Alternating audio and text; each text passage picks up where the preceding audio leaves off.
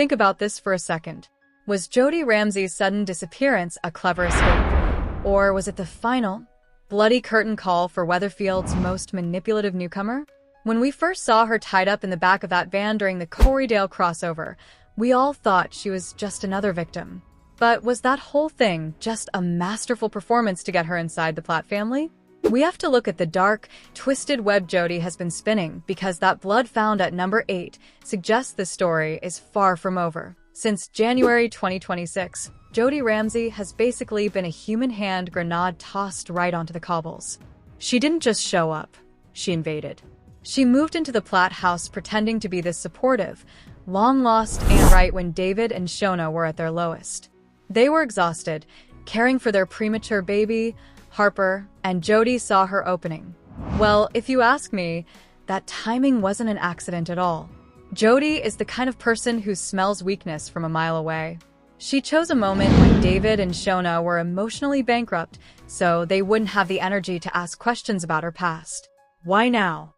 Probably because she needed a place to hide from whatever ghosts were chasing her in Yorkshire. But the most chilling thing about Jodie isn't even her past. It's what she did to Daniel Osbourne.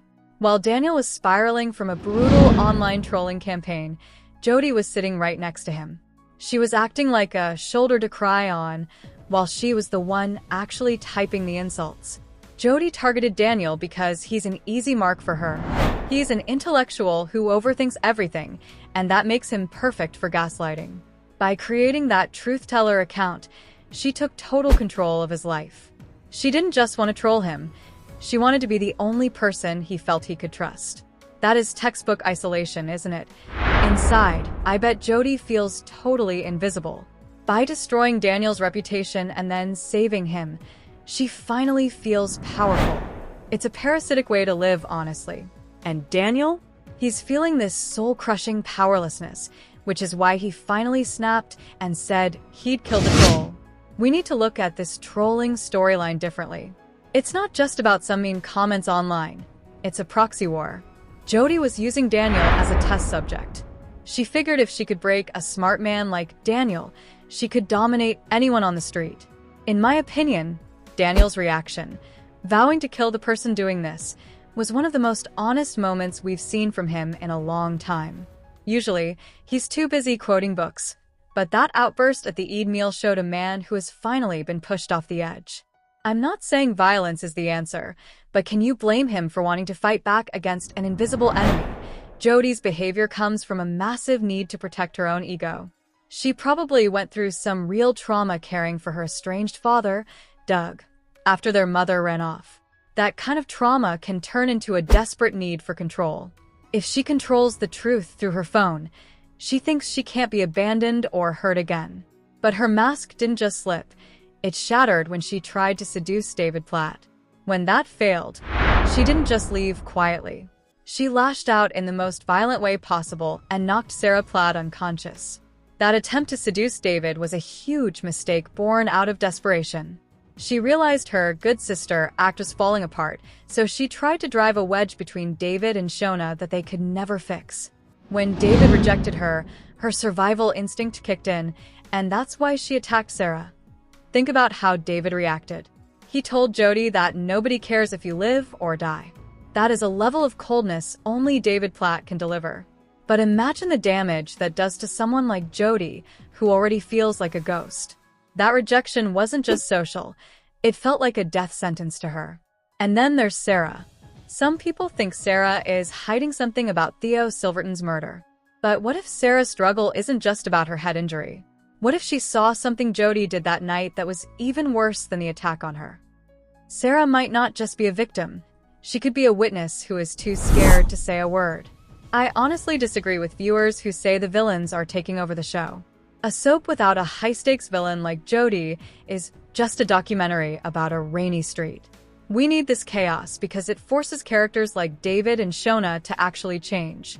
David's "nobody cares" comment likely hit Jodie's deepest fears. When someone with her issues hears their worst fear confirmed, they either run or they destroy everything. Jodie did both. She hit Sarah and then vanished into the night. Murder Week was hyped up as this big moment of truth, and while Theo Silverton was the one who ended up dead, Jodie's disappearance is the real mystery. The fact that DC Kit Green found her blood at number 8 is the smoking gun. That suggests she didn't just walk away. The police think whoever hit Sarah also took Jodie. But we have to ask, was that blood really from an attack, or did she stage the whole thing? Jodie is smart enough to know that a blood-stained crime scene buys her time. It turns her from a prime suspect into a missing person. How do you think Shona is feeling right now? She's absolutely devastated. She spent years pretending Jodie didn't exist, and now that she finally tried to help her, her sister is either a monster or a corpse. The guilt Shona is carrying must be heavy, especially knowing she brought Jodie into her home, where she could hurt her family. And then we have the Olivia's dad angle. Olivia, the teen Jodie used to nanny, showed up looking for a stolen hard drive. That hard drive is the biggest mystery of the season. If Jodie has it, she's the most dangerous woman in the North. If she lost it, she's in a lot of trouble. I think the Corriedale crossover was a brilliant way to make the world feel bigger. Connecting Jodie to the Yorkshire underworld adds a layer of grit that the show sometimes needs. It makes Weatherfield feel like part of a much more dangerous world. Who was that mystery figure at the precinct? Was it men sent by Olivia's dad? Those men represent the consequences Jodie has been running from her whole life.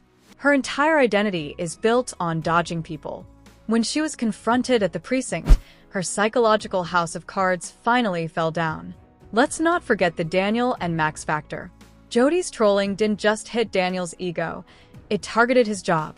By bringing up his past with Max Platt, she hit him right where it hurts, his career. This was a move to make sure Daniel stayed dependent on her. If he loses his job, who else does he have? Jodie was setting herself up as his only support system. It's a classic abuse tactic, isolation disguised as love. Daniel's confession to Ken, that he never actually left Weatherfield but was hiding and relying on Jodie, shows a man who has been completely hollowed out. He's embarrassed and scared. Is it possible Daniel actually killed Jodie? He said he wanted to kill the troll, and he was drunk and angry.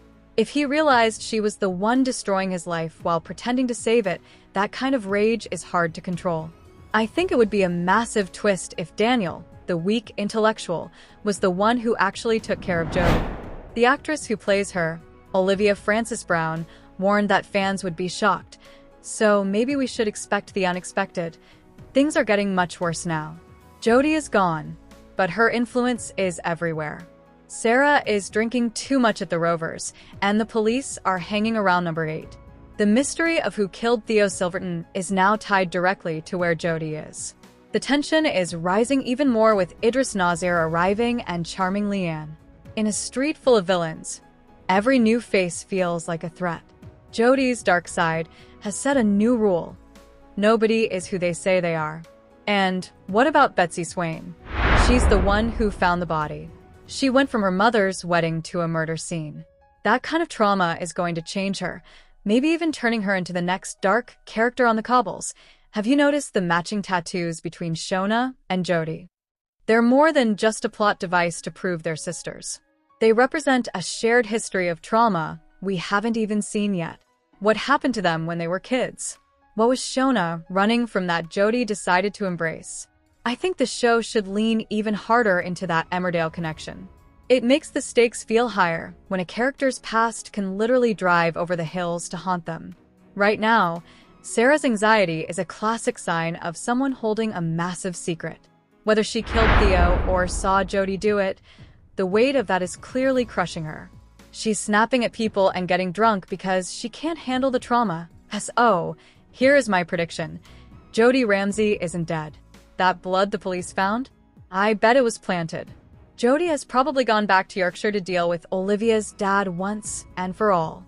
She's a survivor, and people like her don't usually die off-screen during a week where someone else is the main victim. If she were really the dead body, I don't think the actress would just be hinting at shocking scenes. We'd have a much more final exit announcement.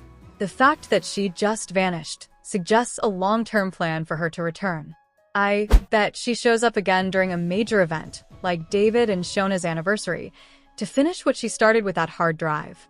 When she does come back, the emotional hit for Daniel will be huge. He's just starting to put his life back together. Seeing her again will send him right back to that dark place where he felt powerless. And what about that Truth Teller 2 account we've heard about?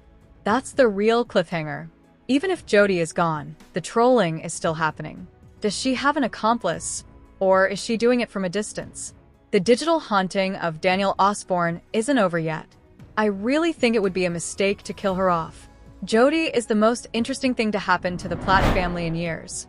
We need her to be the recurring nightmare that keeps them on their toes. Jodie's endgame was never just about having a place to stay. She wanted to totally deconstruct Shona's life. She wanted Shona's husband, her home, and her sanity. And even from the shadows, she's still making that happen. Shona is falling apart, and David is a police suspect. Jodie is winning, even if she's missing. We have to look at the evil nanny role she played with Olivia. She wasn't just a caregiver, she was a gatekeeper. Threatening a teenager while playing with her hair shows a level of domestic intimacy used as a weapon. That is the scariest kind of villain. Someone who knows where you sleep and how you like your food. Jodie's baking skills were just a way to act like a mother figure to gain trust. It's all mimicry. She doesn't have her own identity, so she steals the lives of good women like Shona. When Olivia called her out on the hard drive, that act failed, and the dark side came out. Olivia's worry about what would happen to Jodie shows how these manipulators work. Despite the threats, a part of Olivia still saw Jodie as the woman who baked for her. That's the real tragedy. Jodie breaks the hearts of the people she's supposed to look after. The hard drive is basically a symbol for all of Jodie's secrets. By stealing it, she didn't just take files, she took power.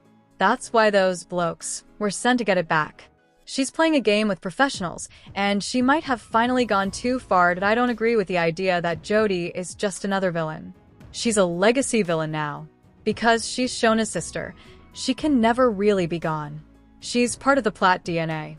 Even if she's dead, her impact on the family will be felt for a long time. And that truth teller persona?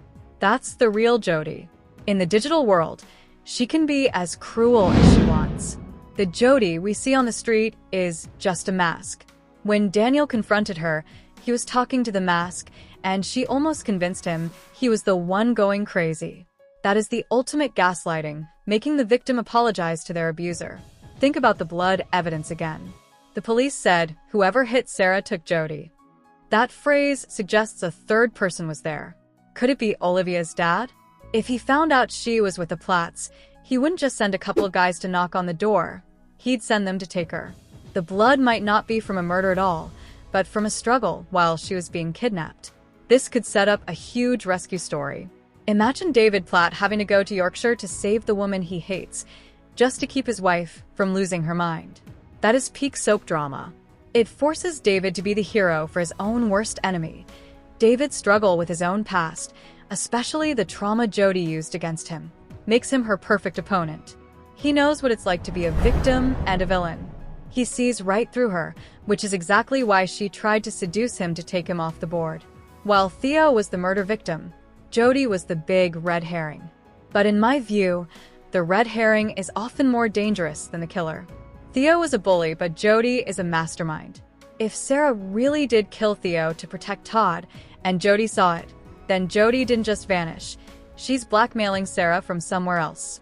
That would explain why Sarah is acting so strange. She isn't just recovering from a hit to the head. She's a victim of what Jodie knows. Blackmail is the ultimate control for someone like Jodie. It's better than money. If she has dirt on a Platt, she has a home for life. Her goal is to become an unshakable part of that family by holding their secrets hostage. Now the police are in a tough spot. DC Kit Green is promising Shona he'll find her sister, but he's also working a murder case. If the blood at number 8 matches the murder scene, the whole street is going under lockdown. The longer it takes to find Jodie, the more time she has to get ready for her next move. I suspect Kit might know more than he's saying. His promise to Shona felt a bit too personal, didn't it? Ken Barlow's reaction to Daniel's confession shows the gap between how different generations handle trauma. Ken comes from the stiff upper lip era, while Daniel is being destroyed by the digital world. Ken's horror is the realization that his son is fundamentally broken. And that Eid meal incident, it's symbolic. By throwing that food, Daniel didn't just ruin a dinner. He rejected his whole community. Jodie successfully turned Daniel against the people who care about him. The writers are doing a great job showing a slow psychological breakdown. Daniel didn't just decide to be a killer one day. We saw the pain attack and the trolling lead him to this point. It's tragic, but it's great storytelling. The Truth Teller 2 account is like a psychological echo. Even when the main source of the problem is gone, the damage keeps vibrating. It shows that Daniel's victory in getting Jodie to leave was empty. You can't delete the damage she's done as easily as you can delete an app. This whole story shows how to bring in a new character and make them part of everything in just a few months. Jodie Ramsey is the shadow over Coronation Street right now. Whether she's in a grave or hiding in a cheap hotel in Leeds, her plan is working perfectly. Her plan was never about the money. It was about destroying the Platt and Osbourne legacies. She's the daughter of a man everyone forgot, and she's making sure nobody ever forgets her. As viewers, we're left feeling uneasy. The calm at the bistro didn't last because on this street, the calm is always a lie. We're all just waiting for the next mistake that reveals the truth. Jodie Ramsey is the truth teller, not because she tells the truth about others, but because she forces them to show who they really are. She forced Daniel to show his rage, and Shona to show her guilt. She's the mirror no one wanted to look into. My final thought? Jodie will be the one to reveal who really killed Theo. She was missing, which means she was watching. She has the evidence, and she's just waiting for the right moment to sell it. That is the ruthless streak we were warned about. It's not just about doing bad things, it's about using the bad things other people do to get ahead. Now, I want to hear what you think. Do you believe Daniel Osbourne actually killed Jodie in a drunken rage?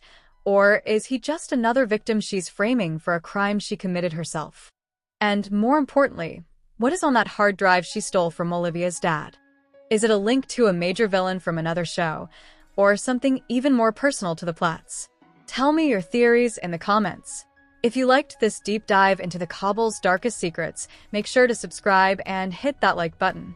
We're tracking every clue in the Jodie Ramsey mystery, and you definitely don't want to miss our next update. Do you think Sarah Platt is the real killer, or is she just Jodie's next victim? Thanks for watching, and I'll see you in the next one. The Truth Teller 2 account is like a psychological echo. Even when the main source of the problem is gone, the damage keeps vibrating. It shows that Daniel's victory in getting Jodie to leave was empty. You can't delete the damage she's done as easily as you can delete an app. This whole story shows how to bring in a new character and make them part of everything in just a few months. Jodie Ramsey is the shadow over Coronation Street right now. Whether she's in a grave or hiding in a cheap hotel in Leeds, her plan is working perfectly. Her plan was never about the money. It was about destroying the Platt and Osbourne legacies. She's the daughter of a man everyone forgot, and she's making sure nobody ever forgets her. As viewers, we're left feeling uneasy. The calm at the bistro didn't last because on this street, the calm is always a lie. We're all just waiting for the next mistake that reveals the truth. Jodie Ramsey is the truth teller, not because she tells the truth about others, but because she forces them to show who they really are. She forced Daniel to show his rage, and Shona to show her guilt. She's the mirror no one wanted to look into. My final thought? Jodie will be the one to reveal who really killed Theo. She was missing, which means she was watching. She has the evidence, and she's just waiting for the right moment to sell it. That is the ruthless streak we were warned about. It's not just about doing bad things, it's about using the bad things other people do to get ahead. Now, I want to hear what you think. Do you believe Daniel Osbourne actually killed Jodie in a drunken rage? Or is he just another victim she's framing for a crime she committed herself? And more importantly, what is on that hard drive she stole from Olivia's dad? Is it a link to a major villain from another show, or something even more personal to the Platts? Tell me your theories in the comments. If you liked this deep dive into the Cobble's darkest secrets, make sure to subscribe and hit that like button. We're tracking every clue in the Jodie Ramsey mystery, and you definitely don't want to miss our next update. Do you think Sarah Platt is the real killer, or is she just Jodie's next victim?